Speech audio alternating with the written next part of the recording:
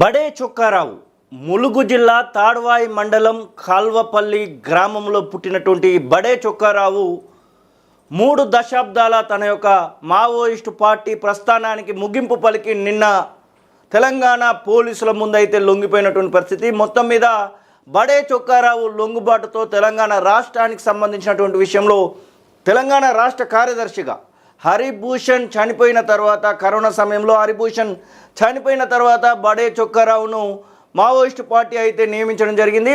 Maoist party బడే Chokka Rao alias Damodar alias మల్లన్నను Telangana రాష్ట్ర కార్యదర్శిగా నియమించిన తర్వాత దాదాపు 2 సంవత్సరాల పాటు బడే చొక్కారావు ఆ పార్టీకి రాష్ట్ర కార్యదర్శిగా వ్యవహరించినటువంటి పరిస్థితి. ఇక బడే చొక్కారావు లొంగుబాటుకు సంబంధించి నిన్న డీజీపీ స్వయంగా మీడియా ముందు ప్రస్తావించడం జరిగింది. ఒకవైపు తిప్పరి తిరుపతి అలియాస్ దేవ్జీ, మరొక వైపు మల్లా రాజిరెడ్డి, మరొక వైపు బడే చొక్కారావు, ఇలా పలువురు కీలకమైనటువంటి నేతలు ఇటు దేశవ్యాప్తంగా కూడా వీరికి సంబంధించినటువంటి విషయంలో ఒక ఫోకస్ అయితే ఉంటుంది.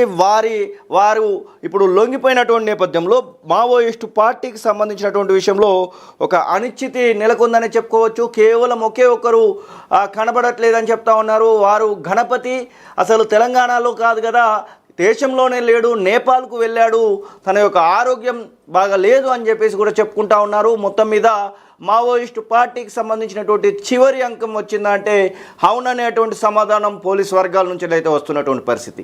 బడే చొక్కారావు ఇక తను అజ్ఞాతం వీడి మొత్తం మీద ప్రజల్లోకి కలిసినటువంటి నేపథ్యంలో వారి కుటుంబ సభ్యులు ఏమనుకుంటా ఉన్నారు, బడే చొక్కారావు కుటుంబ సభ్యులు ఏమనుకుంటా ఉన్నారో అడిగి తెలుసుకునేటువంటి ప్రయత్నం తొలివేలుగా అయితే చేస్తూ ఉంది. మొత్తం మీద బడే చొక్కారావు గురించి మరికొన్ని కీలకమైనటువంటి అంశాలు మీతో పంచుకునేటువంటి ప్రయత్నం అయితే చేస్తాను.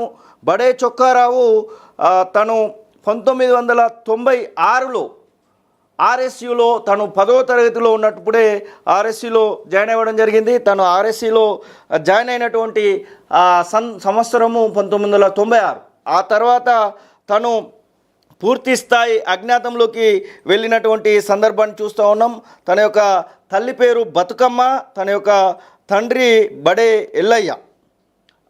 వారు ఇరువురు కూడా రైతులకు సంబంధించినటువంటి వారే. బడే చొక్కారావుకు ఒక తమ్ముడు, ఒక చెల్లి ఉన్నట్టుగా చెప్తా ఉన్నారు. మొత్తం మీద బడే చొక్కారావుకు సంబంధించినటువంటి విషయంలో రాష్ట్ర కార్యవర్గం మొత్తం కూడా లొంగిపోయినట్టుగానే కనబడతా ఉంది. ఎందుకంటే ఆ కార్యదర్శి లొంగిపోయాడు, మరొక వైపు జాతీయ కార్యదర్శి లొంగిపోయినటువంటి పరిస్థితి, తిప్పరి తిరుపతి లాంటి వాళ్ళు లొంగిపోయినటువంటి పరిస్థితి. మొత్తం మీద